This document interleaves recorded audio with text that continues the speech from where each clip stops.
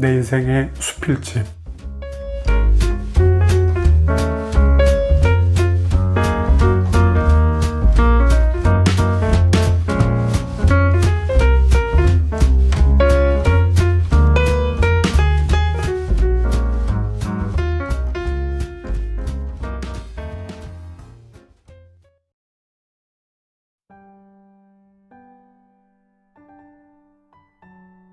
내 인생의 수필집, 오늘은 변종호 수필가의 수필집 주천강의 봄을 소개해 드리겠습니다.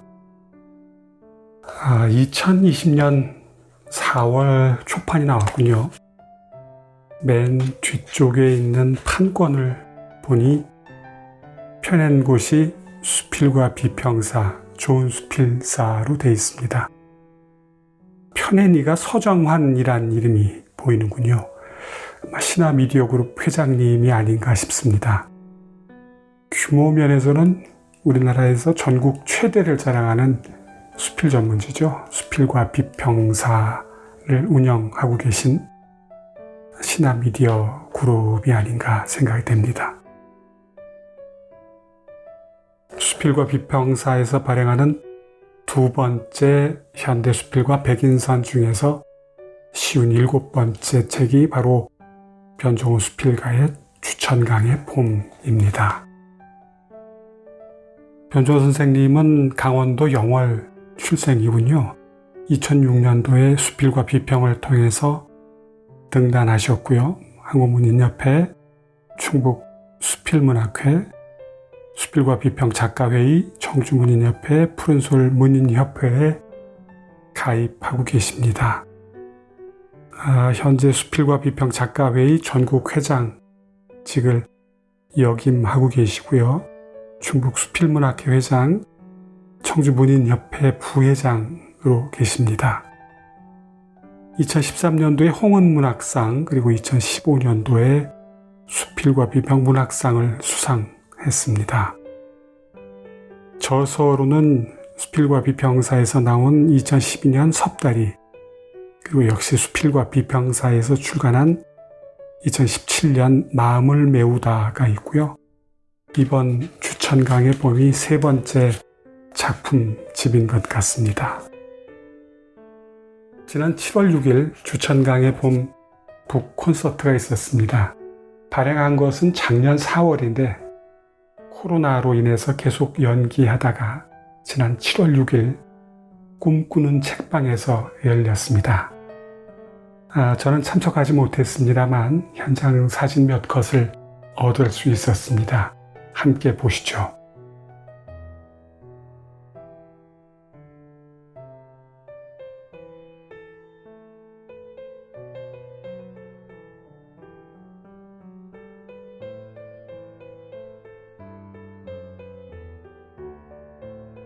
네, 꿈꾸는 책방이라는 곳이 북 콘서트 하기는 참 좋은 장소 같습니다. 너무 넓지도 않고요. 또 적당한 인원이 집중해서 참여하기에는 아주 좋은 장소인 것 같습니다. 자리 배치도 아주 훌륭했습니다. 책머리에는 보통의 경우에는 작가 본인의 글이 있는데 현대수필과 백인선에는 발행인의 글이 있습니다. 2014년 9월에 적은 글인데요. 이 글은 좀 읽어볼 필요가 있을 것 같습니다. 일부를 발췌해서 읽어보겠습니다. 수필은 누구나 부담 없이 읽고 마음만 먹으면 직접 쓸 수도 있는 가장 친근한 문학이다. 다른 영역의 문학이 영상 매체에 밀려 신음하고 있는 중에도 수필 인구만은 날로 증가하여 바야흐로 수필 전성시대를 구가하고 있는 이유도 거기에 있을 것이다. 시대적 추세에 힘입어 수많은 수필 전문지, 수필 동인지가 창간되고 이에 비례하여 신진 수필가도 날로 늘어나다 보니 이제는 그 많은 작가, 그 많은 작품 중에서 문학성 높은 작품을 가려 읽는 일이 쉽지 않게 되었다. 이런 현상은 작가에게나 독자에게나 결코 바람직한 일은 아니다. 더 나아가서는 수필을 연구하는 후세들에게도 큰 부담이 될 것이다. 이런 문제를 해결하는 데는 출판인도 마땅히 한 몫을 감당해야 한다는 평소의 소신에 따라 본사가 기꺼이 그 역할을 맡기로 했다. 본 기획물이 시대를 초월한 많은 수필 애호가들의 관심과 애정 속에 우리나라 수필문학 발전의 한 이정표가 되기를 바랄 뿐이다. 본사에서는 이상과 같은 취지로 현대 수필과 백인선 전 100권을 완간하여 큰 반향을 불러일으킨 바 있다.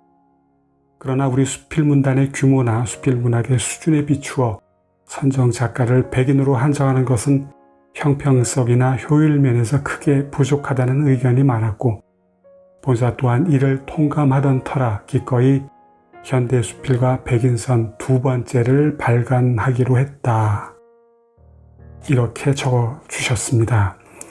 수필과 비평사 좋은 수필사 발행인 서정환, 그리고 현대수필과 백인선 간행 편집위원 5분의 이름이 적혀 있습니다.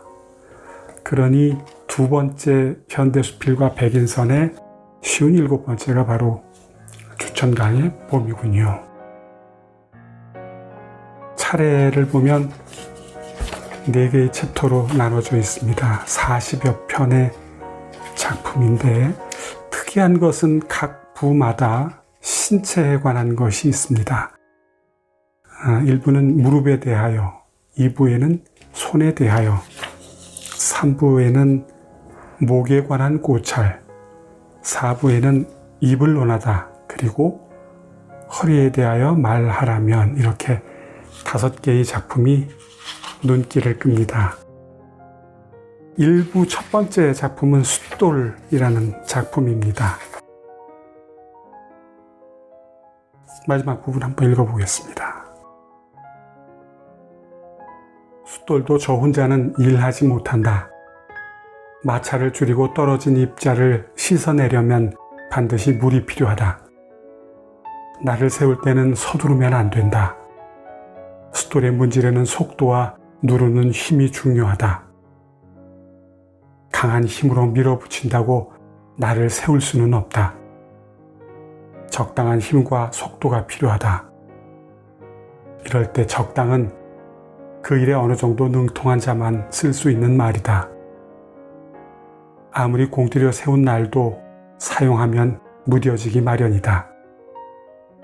무딘 나를 세우려면 숫돌이 있어야 한다. 사람들은 쉽게 얼굴이 드러나고 공을 인정받을 수 있는 연장 같은 사람이 되길 원한다. 반면 남들이 알아주지 않는 그늘에서 제 몸 상해가며 소임을 다하는 숫돌 같은 사람이 되는 건 한사코 마다한다. 나를 세우며 숫돌이 흘리는 건 결코 서러운 눈물이 아니라 버림으로 나를 세워주었는 환희의 눈물이다. 소멸에 순응하는 숫돌, 그 눈물조차 곱다.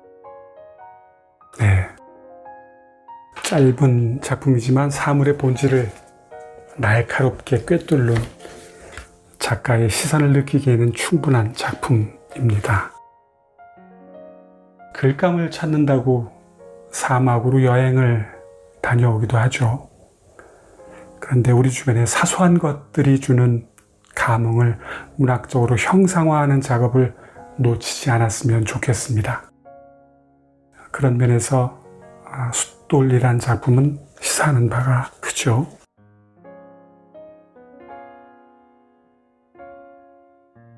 자, 다음에 있는 작품이 바로 섭다리입니다. 섭다리는 아침을 여는 수필에서 작품 전체를 읽어드린 바 있습니다. 그래서 오늘은 소개는 하지 않겠습니다. 2부의 손에 대하여를 한번 찾아가 보겠습니다. 63페이지. 신체에 관한 글은 좀 따뜻합니다. 손을 가진 조건은 같다. 다만 통제가 어려운 마음에 무엇을 담느냐에 따라 손은 달라진다. 이순 중반의 나이테가 손등에 선명하게 나타나니 촘촘했던 마음이 헐거워진다. 이제는 뿌리치지 말고 잡아주는 따뜻한 손이 되어야겠다. 살아보니 움켜쥐려고 했던 세월은 고단하기만 했었는데 손을 조금 펴니 살만했다. 그렇게 잡으려 했던 물질의 풍요보다 소소함에서 얻는 행복이 소중함을 일러주는 건 순환으로 이골이 난 두 손인 것을. 신체에 관해서 이렇게 따뜻한 시선으로 바라보셨군요. 언젠가 수필집 중에서 이렇게 신체에 관한 것만 묶어서 내셔도 될 것 같습니다. 자, 다음은 수필집과 같은 제목의 추천강의 봄을 한번 찾아가 보겠습니다. 78페이지군요. 읽어보겠습니다. 강은 생명의 근원이자 생육의 터전이며 긴 소통의 장이다. 자연에 안기고픈 사람을 품는 화합의 표상이기에 반드시 지켜야 할 보고이다. 이는 배타적이거나 탄만하고 노상 서두르는 인간이 본받아야 할 덕목이다. 적조한 겨울강보다 숱한 생명에게 몸을 내주는 봄강에 마음이 끌린다. 멈춘 듯 넓고 깊게 흐르는 강보다 제잘거리며 노래하는 여울이 더 좋다. 잠시 머뭇거려도 강은 흘러가야 한다. 그런 강으로 사계가 오고 간다. 사람마저 자연의 일부로 만드는 강의 유혹을 마음의 상처가 깊은 사람일수록 뿌리치기가 어렵다. 이토록 봄이 물든 추천강에 집착하는 이유는 성정 고운 내 어머니와 똑 닮았기 때문이다. 오직 아버지 없는 자식들을 위해 모든 걸 내주고 평소의 원처럼 자리보전 없이 떠나셨다. 외로움도 슬픔도 추천강에 흘려보내셨던 어머니의 유택은 고향은 아니지만 맑은 저수지를 내려다볼 수 있는 곳에 있다. 강의 본질은 나눔이며 포용이다. 예전에는 사람이 참 따뜻하다는 얘기를 많이 들었는데 갈수록 이기적이고 아집을 부리는 나를 발견한다. 아찔하다. 내 안에 고여있는 강물이 마른 증거다. 그런 내가 묘하게도 잠시 흘러가는 강물에 마음을 내려놓는 자연과의 교감만으로 다시 세상을 살아낼 힘과 평정을 얻기 때문이다. 고로 갈구한다. 강과 더불어 사는 내일을. 네, 추천강의 봄은 역시 가장 좋은 작품이 아닌가 생각이 듭니다. 다음은 산부 목에 관한 고찰을 찾아가 보겠습니다. 100페이지 한번 읽어보겠습니다. 목은 밥의 통로이다. 그런 목을 두고 생겨난 말이 있다. 목으로 밥알을 넘길 가족을 생각해 어쩔 수 없이 참아야 할 때는 포도청이요, 밥줄이 끊어지면 목이 잘렸다고 한다. 가볍게 숙이는 목은 예의이며 깊이 구부리는 건 겸손이다. 앞뒤로 끄덕거림은 이해며 긍정이다. 세상을 혼자 살 게 아니라면 도리질만 자주 안 하면 된다. 들고 나며 통해야 하는 목. 밥이야 며칠 안 넘겨도 살지만 기도가 막히면 단 몇 분 만에 사지로 몰릴지도 모를 일이다. 네, 이렇게 적어주셨네요. 마지막으로 제4부에 있는 허리에 대하여 말하라면 169페이지 찾아가 보겠습니다. 손에 대하여, 목에 대하여, 입에 대하여, 허리에 대하여 4부까지 있는데 5개의 신체를 논하셨습니다. 허리가 맨 마지막에 나오는데요. 허리의 중요성을 가장 강조하신 것 같습니다. 읽어보죠. 삶의 무게도 아버지 같은 등이 다 짊어지는 것 같지만 실은 고달픈 어머니 역할에 허리가 감당한다. 자식 같은 입과 손이 저지른 가벼운 잘못은 목이 고개 숙여 해결하지만 심하면 무릎이 동참에 꿇고 그 그것으로 안 되면 엎드림으로 더 낮춰 간절함을 보이는 유순한 허리야말로 하심 그 자체이다. 길어지는 수명, 안온한 삶을 책임지는 건 유연하나 강한 허리인 것을. 전반적으로는 본질을 파악해 들어가는 작가의 눈은 날카롭고 또 사람을 바라보는 시선은 따뜻하다는 것을 느낄 수 있는 변종우 수필가의 수필집 추천강의 봄을 소개해 드렸습니다.